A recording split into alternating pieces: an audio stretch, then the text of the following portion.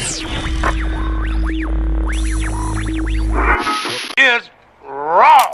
It's raw every goddamn year. Yes, Lord. CIRV'N RAW, goddamn. Subscribe to Serving It Raw and let's keep it all the way funky, uncut, raw. Serving it raw just like my boy Gutter Kane. I want it raw.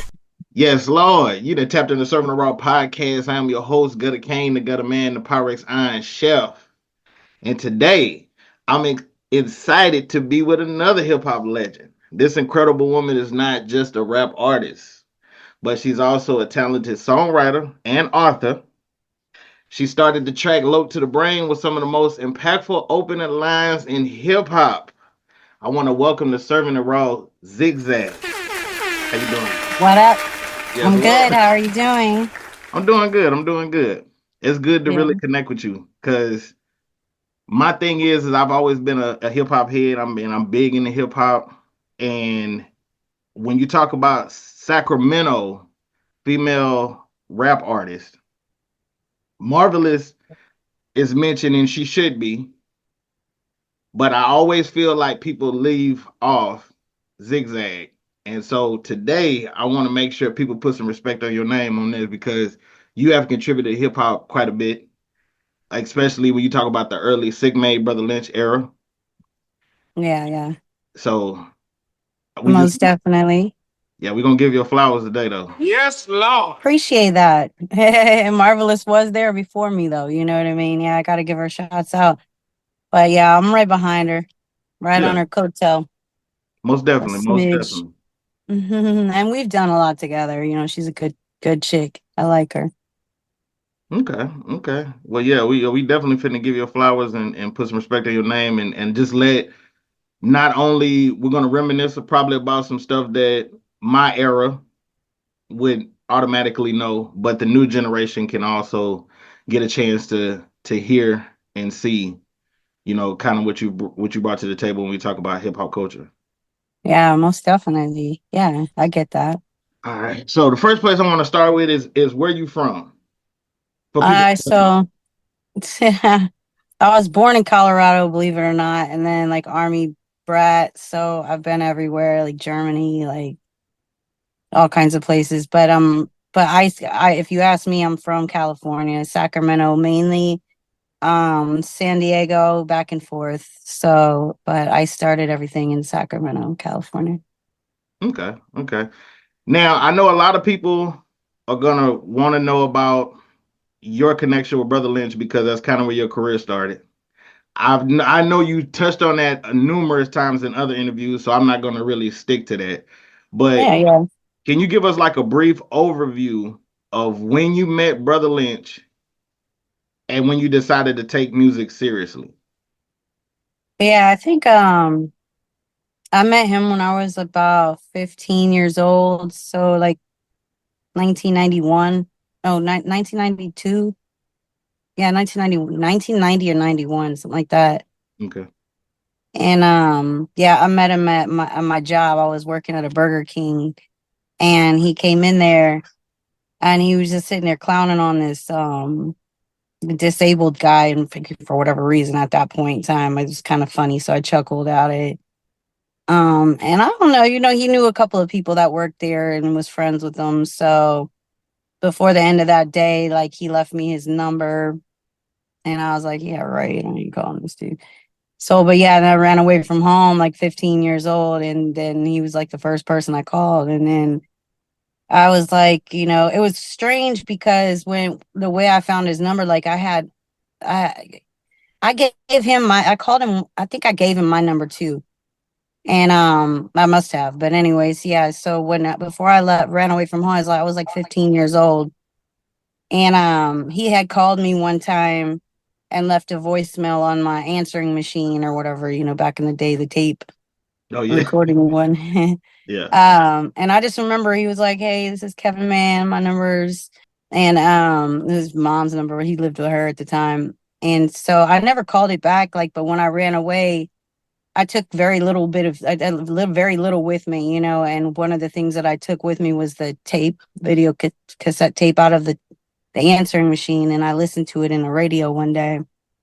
And that was the only number, that was the only message on there, and I called it, and he answered, and then we just hit it off immediately. Like, I want to say, like, shit, a couple days later, like, I was pretty much staying with him, and then we ended up just hitting it off and being together. And so, like, I learned very quickly, like, who he was, how he wasn't even doing he's doing music, but he wasn't anybody at the time. You know, he was just kind of making little cassette tapes or whatever, doing recording with Triple Six, and they had a few songs that they were like working on for the Nigga Deep album they had. And so yeah, that's kind of where it all started. Like, I was just, I would listen to it, but I wasn't into rap at that time. I wasn't even interested in it. And then, he would just like, he would be just doing his thing, and I would just be sitting there, like, just being, present in the moment and stuff like that. But it wasn't very long before, like, because I used to do poetry when I was kind of younger, and so it wasn't real long before, like, he likes, he was like, everybody else is like music, like, how come you don't know any of mine? So I was like, psh, it's nothing but a thing. So I started listening to his stuff, and like would memorize it, and then like I would recite it, and it was like one of the songs on that album. It was like, it went something like, a nigga once said, fuck me, pray to your G, I wasn't strapped, nigga. The cat pillar, plus I must back pillar. Feel the vibe, survive the next Mac thriller. Who would treat a hoe like dope? Back to a smooth killer. That nigga bit Lynch, baby killer passion. And so it was just a song that had never dropped. It didn't drop like in the moment. It was just, he had just wrote it. And so I used to bust that song to like every beat, like that, those lyrics to every beat. And then he was like, dang, you're hella tight, like your flow, blah, blah. So he would have me bust it like to all his friends, and their reactions would be like, damn, like, she's hella tight. Like, they would think that I wrote it. He would tell people I wrote it. And so like it just, that's how it all started. Like, I would be like just busting his lyrics to every type of beat, and doing little, like, like performances for his little group of friends at the time. And then one time, like, he asked me, not too far later, he asked me to legibly write all of his songs in a notebook so that he could read them, when he went into the studio. And so I did, and that taught me how the songs were formatted, Okay. and I already knew how to rap. I just didn't write yet, you know what I mean? But I knew how to rap it. Like, it was good. My flow was strong. I was confident because of the reactions that I got.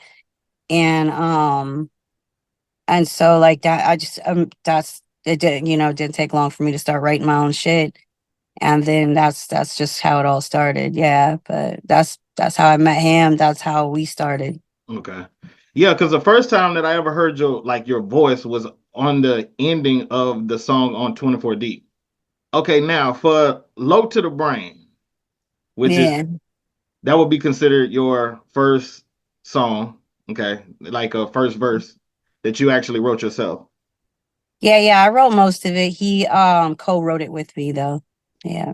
Okay, the first four bars, Hmm. who actually wrote those first four bars? You or Brotha Coming Lynch? off that high, it's that double zag wrapped around some funk in the trunk. I got the Mossberg pumping, about to jack a punk.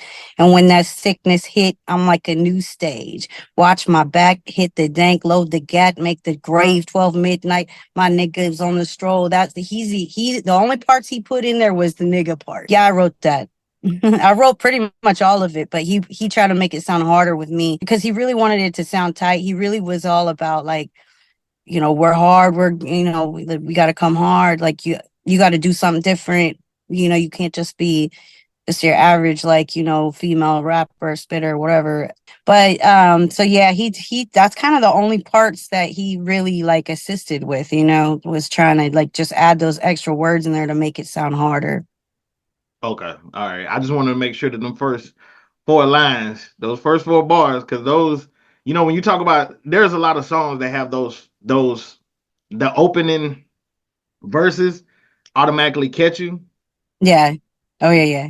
And so when you talk about that particular song, those 4 lines automatically sets up the rest of the song. Yeah, that was it just came out. That shit just came out. And I was living the life though, you know what I mean?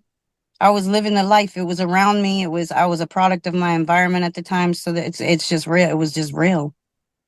Damn. Well, hey, I appreciate you blessing us with that verse, but those 4 bars right there for sure. I appreciate that. Now, was Low to the Brain supposed to be a rap group? Low to the Brain was just a song. It's just a song. Okay.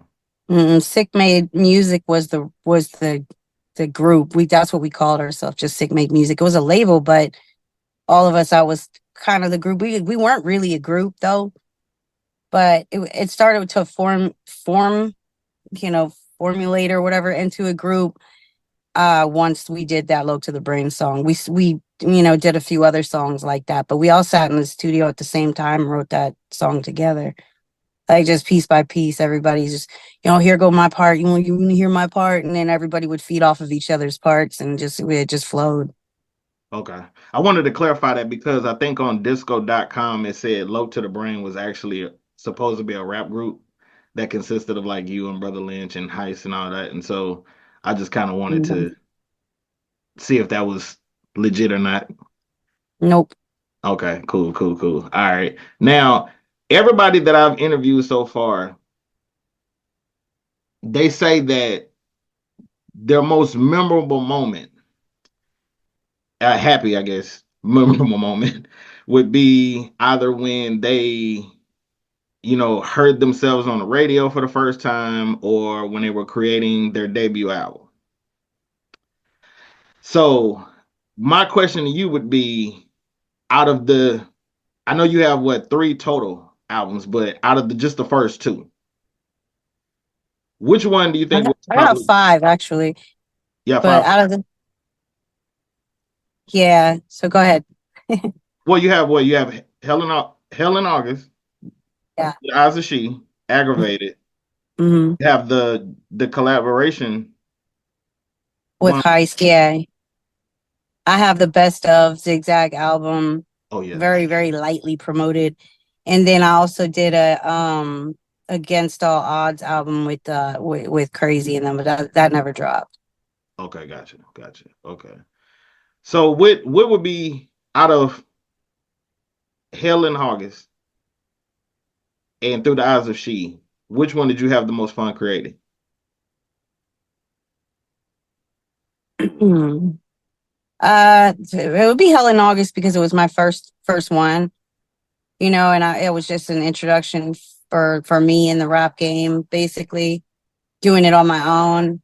I didn't really like the production should I say mastering job on there, but that's when I got like I was kind of in creative control of my own shit at that point, and so that's when I got Marvelous, like paid her for a verse on my shit, met her, like we snapped it off real quick, like we got along good.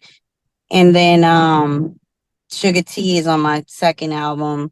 So I mean, it just was, I would say the best part, the most fun that I had doing those albums was collaborating with the other artists and females and doing it live like that, in the studio together. Okay. So now what's the story behind Hell in August? Like coming up with the name? What was the vibe? Hot as hell in August. Hot as hell in August. August is my birthday, so it just fit. Okay. It just kind of that's just how it worked out. Yeah. And I came up with that name. Okay. The cover art, you come up with the cover art. Did you have any, just take me back to that time? So the cover art, my homeboy Hog did that, and he made that up himself. I took the pictures. Okay. And he created the hot and cold look on it, and all of that stuff. So it was that's so long, but like it was that was his sort of creativity that made that album cover right there. Okay. Yeah. I see why you say you're not a fan of maybe the mastering part. It did have a raw. It had a gritty rawness to it, but it still sounded good though. Yeah, I feel like if it would have been, if it mastered properly and the production was on point, I mean, the production was good, but if it would have, because I miss like when people used to do like samples in their songs and shit like that. You know what I'm saying? Yeah. That was where it was at. That was fun.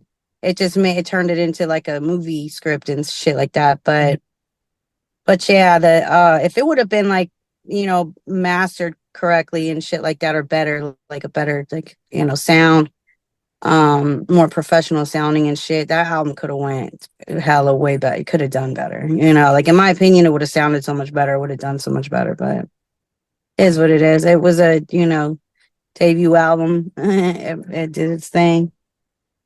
Yeah, no, it did good. It did good. No, I appreciate that as well. Now when did you decide to launch Beats Warehouse?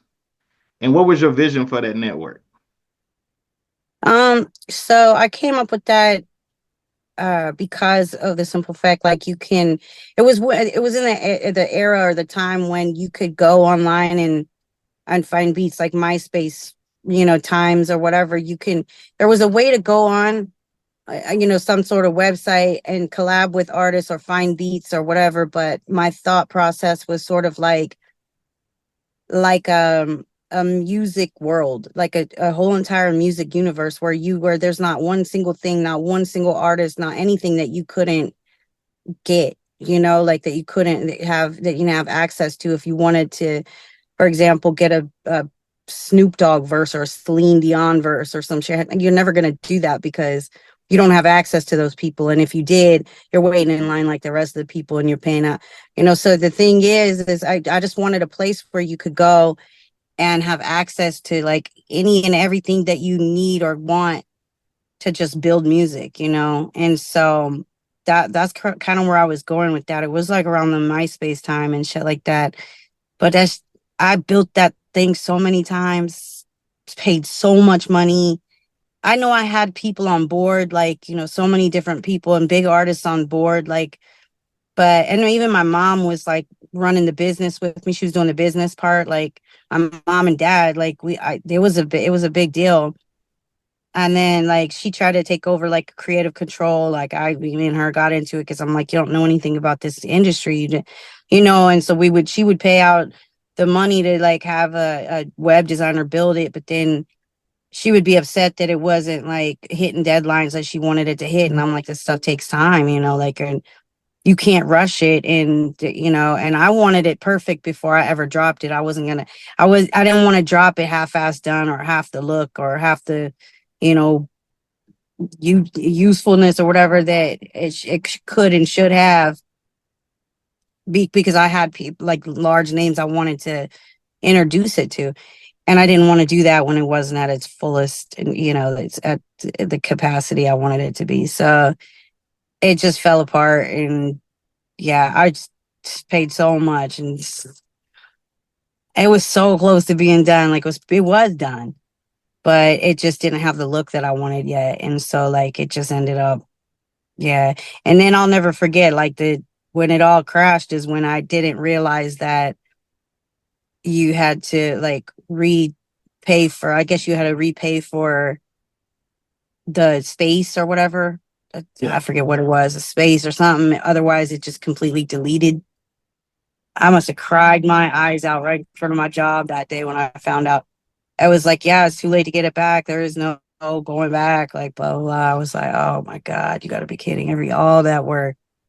So I just say I gave up and then tried it again, gave up again. It's just too much, like too much money, too much. And I had already paid out so much money for it. Like, I still pay my mom back for that shit.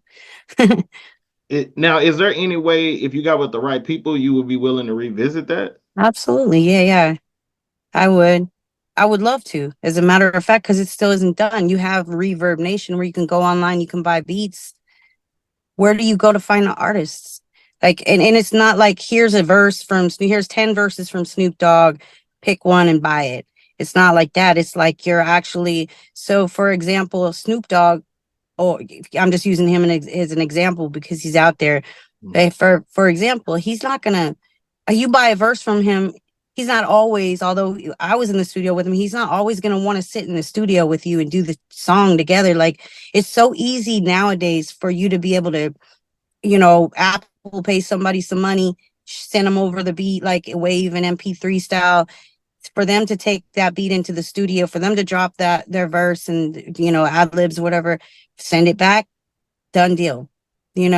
Why shouldn't there be like a huge ass, like, like a huge ass social media is what it would be.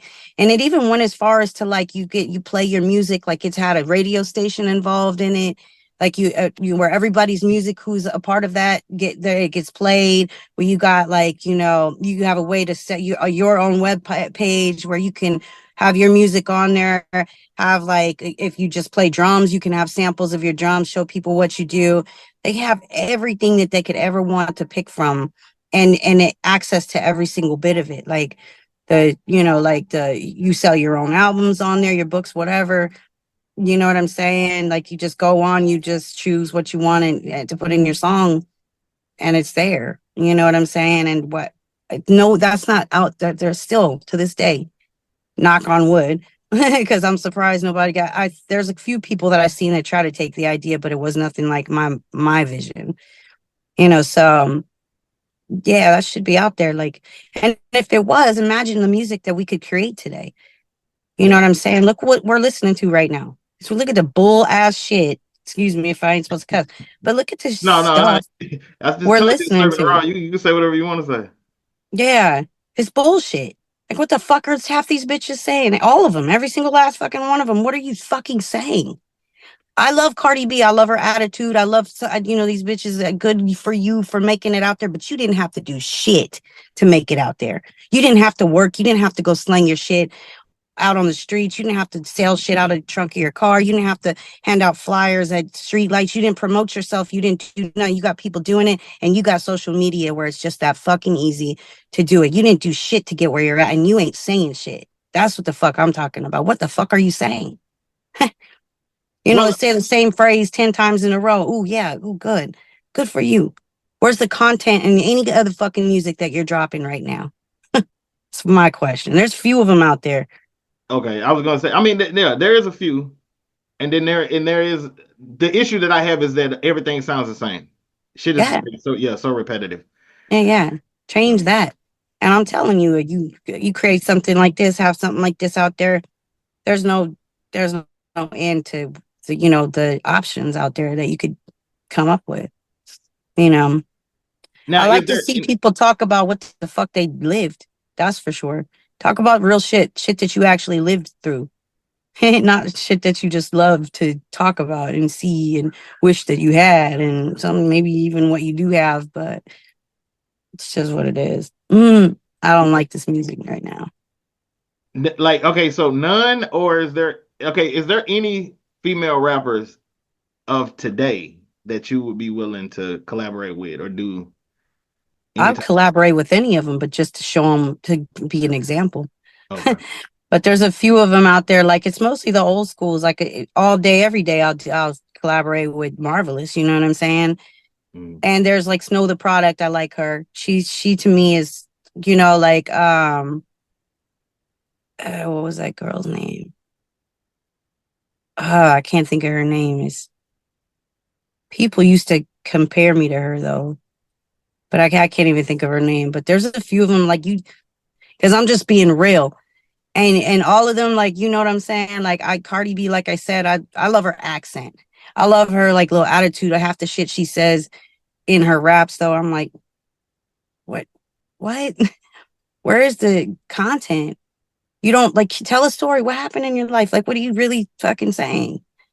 To me, that's just what I see right now. There's very few of them. Like, yeah, like I said, Snow the Product, she's cool. She actually asked me to be on one of her songs a long ass time ago, and I just didn't ever get on it. But it is what it is, and I'm not the only one that thinks that way. Like, no, it's a lot of people that feel the way that you feel. I think that you need to revisit the Beast Warehouse, though. I think so too. Huh? I think so too. I would all day, every day. It's just You know, like the how the I just don't even have like the. I would need like people on my team for that shit. And Okay. yeah, I couldn't do that shit alone. Yeah, I would love to though. I think it needs to be done. Yes, that I do feel because the fact that we don't have that type of platform, but at the same time, I think you probably need to try to look at a little bit of newer artists as well that you are willing to do uh things with, Yeah, yeah, you know, yeah, yeah. that you can actually respect. I wouldn't say lyrically. Yeah. I respect them all as women. I just don't respect them lyrically. And the thing is like I said, I would get on a song with any single one of them just to be an example, because I'll blow them out of the water, and that's always fun. That competition. That's always fun. Well, now speaking of your life, as you explain that you're a person that wants to make sure like people are rapping about stuff that they actually did and experienced and stuff like that. What motivated you to write the book Into the Storm? Because that's your autobiography, I guess you would say. Yeah. That's just because I've lived at such a crazy, like everybody's lived this crazy life, right? They think. Um, and then when I tell my story of like where I started, where even from a kid, just, like my whole entire life story, being shot at 9 times and just the type of shit that I went through at such a young age and throughout my life. And I'm just being, coming out of it and then, not playing the victim and just being where I'm at right now. Like I've had so many people over the years just you should need to write a book, write a book, write a book. And I was like, fuck it, I'll write a book. And then like, it was almost healing to me because just to get it all out was helpful. Yeah. Even the shit me and Lynch went through, it was pretty graphic in there. Like his family really wasn't all that super happy with me when they read that, like I put him out on blast, like kind of how to rewrite parts of it. Okay. But this shit is just real. It's just everything I do is real. Like whatever I write is just going to be real. Trust me. And he's very much the same way. So if he writes a book, you can damn sure bet I'm going to be in there getting blasted. Well, I know you probably plan on writing another book. Was there anything that you left out of Into the Storm that you like, I probably should have put that in, or was there anything in the book that maybe you wish you took out? I think I could have elaborated a little bit more on some things, like just to make the book longer and stuff. Cause it took me like a week to write that book. I ain't gonna lie. Like I just had it already mapped out in my head. So like, yeah, I could have elaborated a little bit on each subject, but I don't regret putting anything in there. Okay. And what I didn't put in there was for a reason, like what I did. There are things I didn't put in there, but that was just that I didn't put them in there for a reason because I didn't want them there. Like just small things that I had, witnessed or been through, and some of them like aren't for the world to know. Yeah. So Agree. yeah, some of them might come back and haunt me. But yeah, so no, not really. Like I said, the only thing I think I regret, or not necessarily regret, but think that I could have done better was elaborate more on the topics that I did have in there, at least most of them. Okay, so just went more in details on some of the stuff. Hmm. Okay, I got you. Well, now this is my top question that I ask everybody. This is kind of like my mid question. But what is your top five favorite rappers, dead or alive? And you can do top Lauren five Hill's women. gonna Well, oh, hold on, my say, bad. So you can do top five women uh, and top five male, or you can combine them. yeah. So, that are still alive. It could be dead or alive. It doesn't matter. This is all pertaining to you. Like it could be people that you listen to right now, just or it could be people that you like. Whatever's. I gotta. it'll bother me if if I didn't have that person's catalog, or I didn't have that person, if I didn't have this artist. Um, it's Ice Cube, one of them. Okay. Lauryn Hill, one of them. There's so much more than 5, but the Brat, I like her. Shout out to the Brat. Yeah. That's 3. It's Marvelous. Marvelous is definitely gonna be one of them.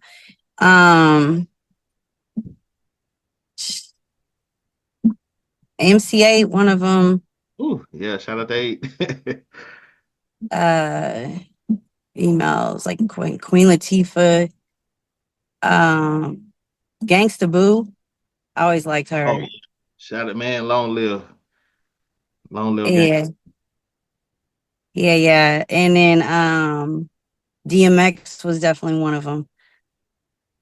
Shit. Okay, that's 5. That's good. Now, did you ever get a chance to meet Gangsta Boo? No, I didn't. I don't believe I did. Okay. The Brat, yeah, I did a show. We were on the same set, I guess you would call it. Weren't performing together, but I did a show and with her.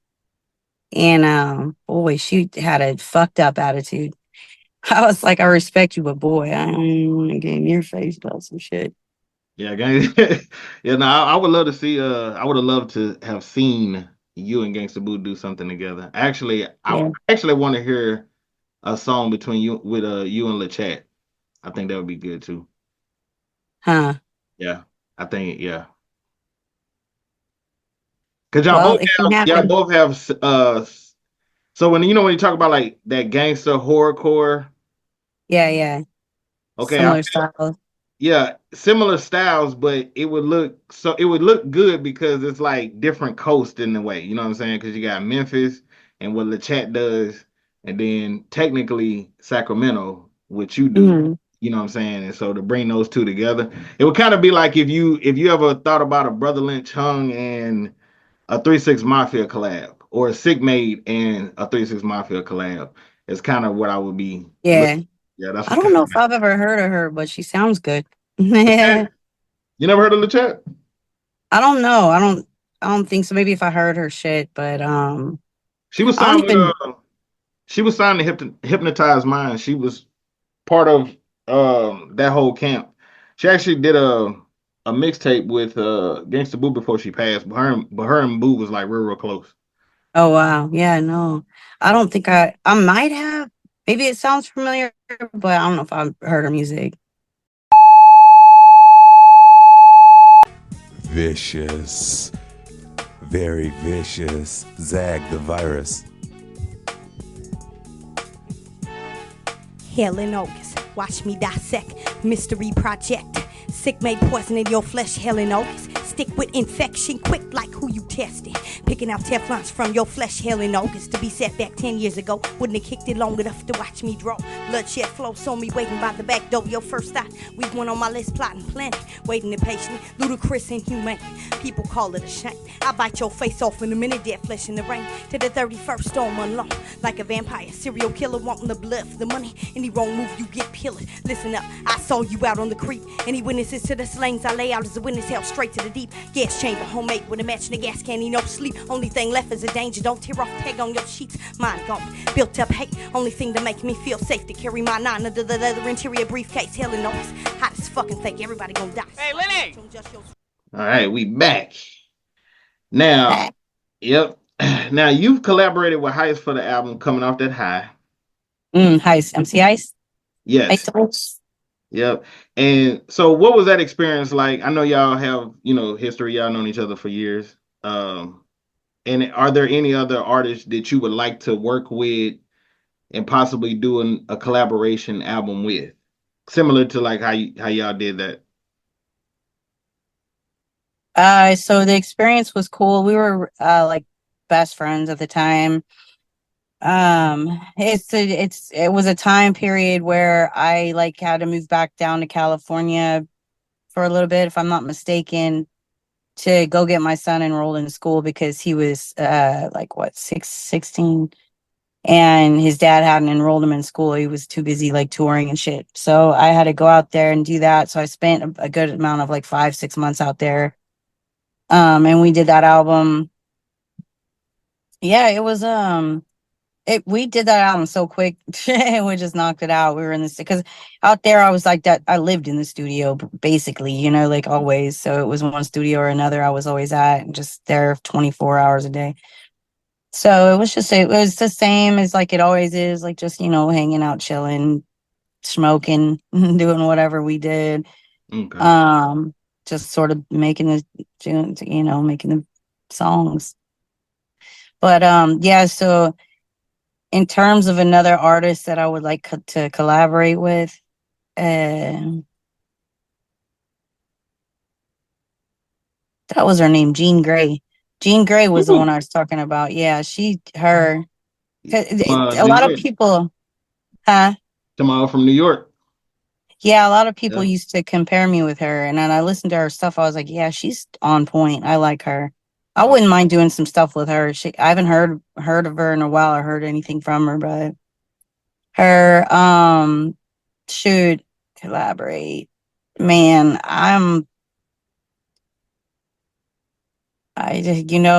right now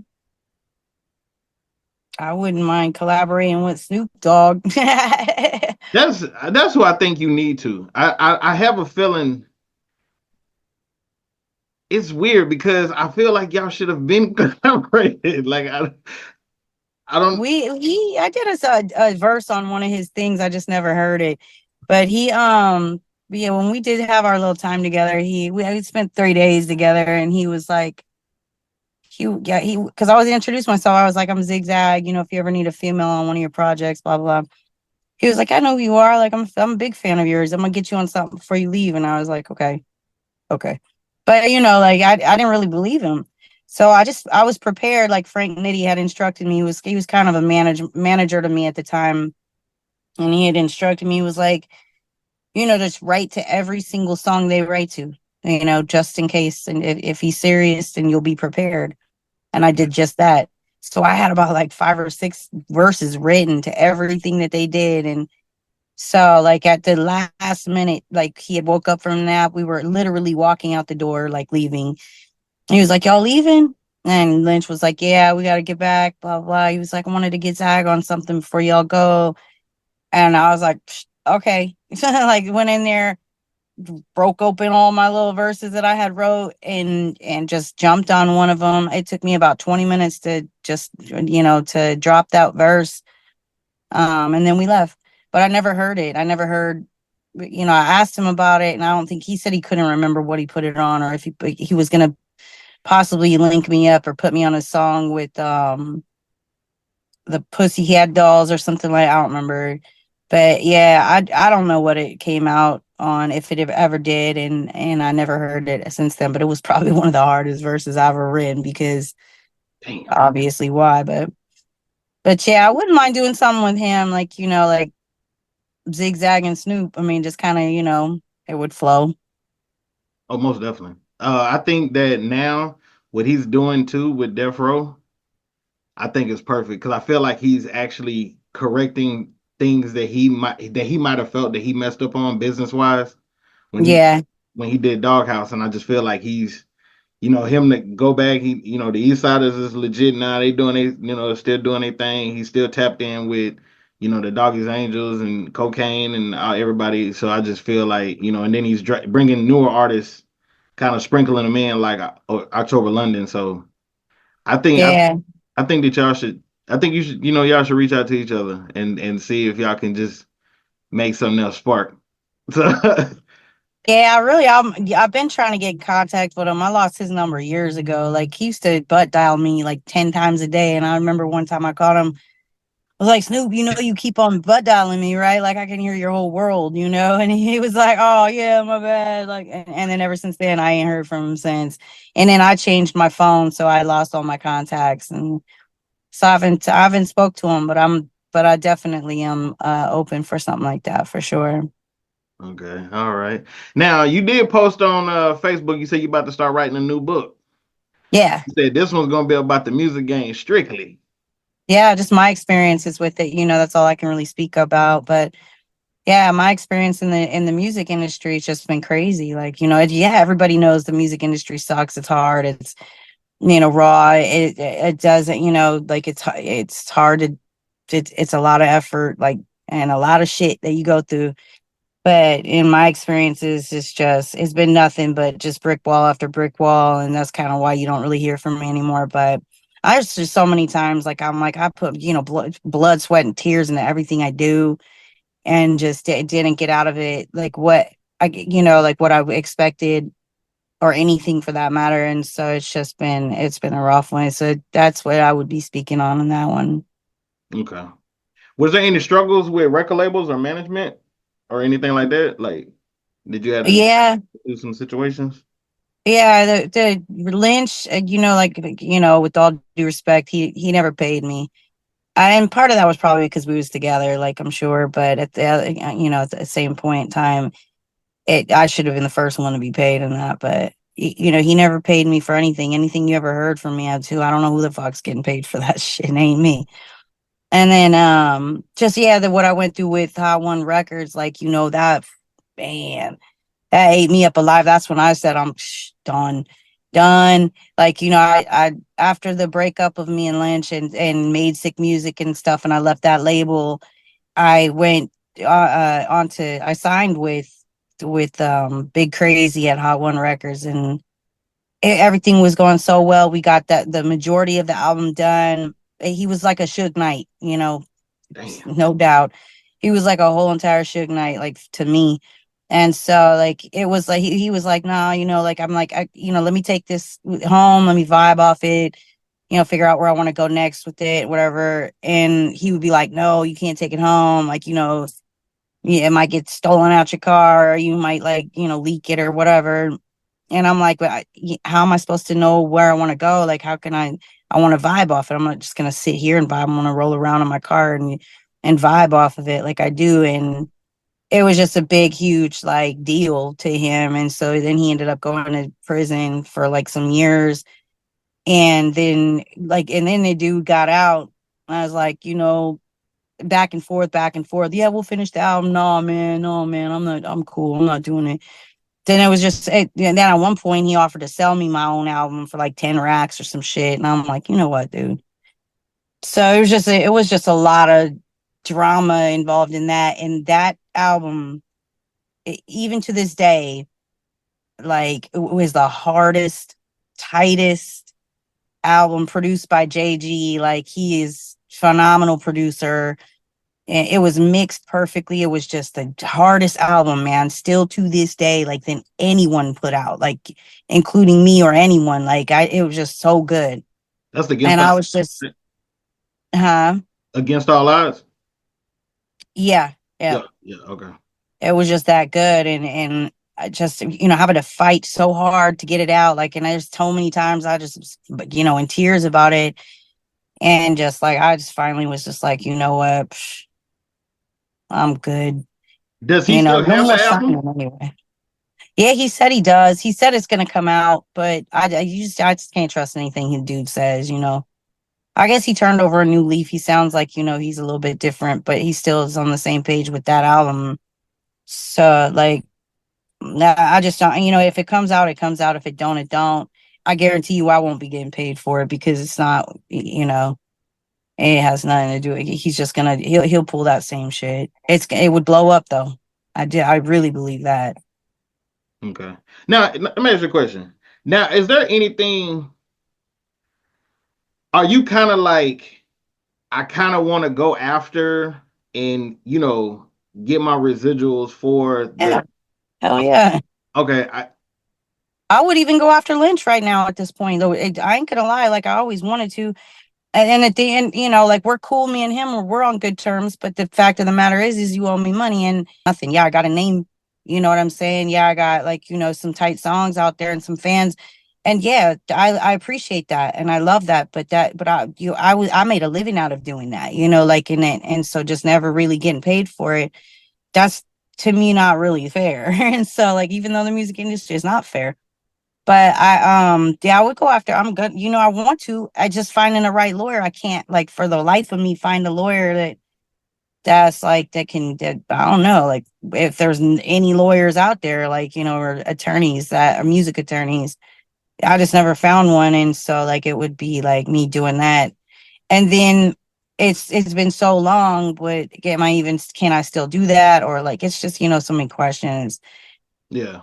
So if I had the opportunity, I sure would, though. I'd go after everybody because I worked hard for that, you know, like, real hard, and it belongs to me. It's my writing, it's my songs, it's my life, you know, like, all of that stuff. So, like, yeah, Yeah, I see, I feel like think that's people don't due. understand there are stipulations behind certain things, and I think people see a lot of people like listening to your other interviews and be like, well, if she wants to get royalties, if she you know she should go after those people. But I'm like, there are certain steps that she has to properly take, and Yeah, you know, in order to do this, you and know, I don't know those steps because if I did, I would have been done them. I got you. Well, I do. I actually hope that you actually, you know what I'm saying, are able to be in a position to get royalties for the things that you have contributed to, you know what I'm saying, and stuff like that. Shit, me too. Yeah, it was crazy because I remember seeing the sound scans when I was young, and I remember sitting there looking at them like, man, I sold that many, and I ain't made a dime off of that. Yeah, I get the record label has to, you know, have like they did, you know, recoup this and that, but there wasn't even much that was put into me as an artist because it was all we all got free beats, we all got, you know, like, I was his wife. I seen how much he put into, like, how much he paid out and this and that. So to me, it was like, you know, there you can't tell me that you recouped every single bit of that. Like, and so sorry, it's hot as balls out here right now. Oh, no, hey, do your thing. Sweating. But yeah, so, like, yeah, it's just it's an unfair industry, period.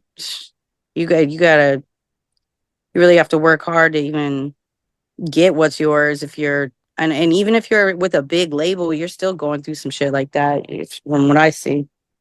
Yeah, a lot of people doing independent. You know, they have the capabilities of using social media to really push their brand now. Yeah, that's what I would do if I dropped when I drop some more. I ain't signing with nobody. Okay. Yeah, I think you should reinvent yourself. I'm starting to notice. Reinvented, Zigg Zagg. The Yeah, new album coming out. yeah, I think you should reinvent yourself. I've seen a lot of rappers do it. You know, 2 Chainz did it. Uh, Yeah, yeah. um, yeah, Yep, I'm in the process of that. uh, well, my last one is this. Can you give us any hints about your next album or EPs or anything else that you're working on? Yeah. So I'm thinking about, like, instead of dropping just an entire album, I might just do single after single after single and drop them through all the platforms. But it really is just so the new one is all about kind of like making up for all of the negative shit that I might have put into the youth, you know, like the young people's head. Like, it was real gangster, and so, like, first of all, like, whatever it is that I'm gonna talk about is what I'm going through now. I ain't sitting up here, like, you know, in the midst of the shootouts and shit like that. So I'm not gonna talk about it. I'm only gonna talk about what I'm going through. But like, for example, the first song on there is like, can you forgive me? And that's for, like, you know, all the thoughts and impressions that I put into the young people's heads that made them go out and do what they're doing, like, you know, been doing, just, you know, glorifying certain shit to make it seem cool, even though wasn't my intent. It's sort of, I think, what happened. So that, and it's more of like positive album. Like, it's not meant to be negative in any way, shape, or form. And so I was trying to put out that positivity right now, and just trying to, like, you know, like, kind of show the young people to me what's out right now is the only choice that you have to listen to. Like, here's the other side. Let me show you that. Like, you could still be, you know, hard. You could still be hard in your own way. Like, you could still rap and talk about, like, the stuff you've been through. You just, you know, like, but let it be in a more positive way, because there's always people listening to you. and looking up to you. You know, so it's kind of on that level. Okay. Okay. Well, I want to tell you this. I want to reassure you this though, is I never felt like y'all were glorifying, any type of violence. I felt like y'all were reporters and actually trying to put out to the masses what was going on in the neighborhoods of the stuff that we was dealing with. Yeah, Drugs, the crack epidemic, all of that. So that's a good perspective. yeah, and the fact that you're trying to, put out positive music now, but you may feel like, hey, some of the shit I said was a little bit harsh back then. You know what I'm saying? But that was the situation. That was our lives back then. That's the shit that we had to grow up on. And it really was.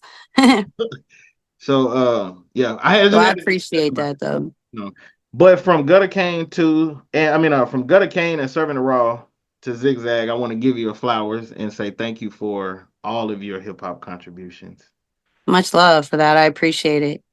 Yeah. And thank you for having me on. Oh, most definitely. This is a safe space, so we're locked in. So, anytime, you want to chop it up or do another one or just keep, your fans in tune on what you're working on and what you got coming up next. We can always do this again and stuff like that. This is all day. It's all good. Yeah, I'll definitely keep that in mind.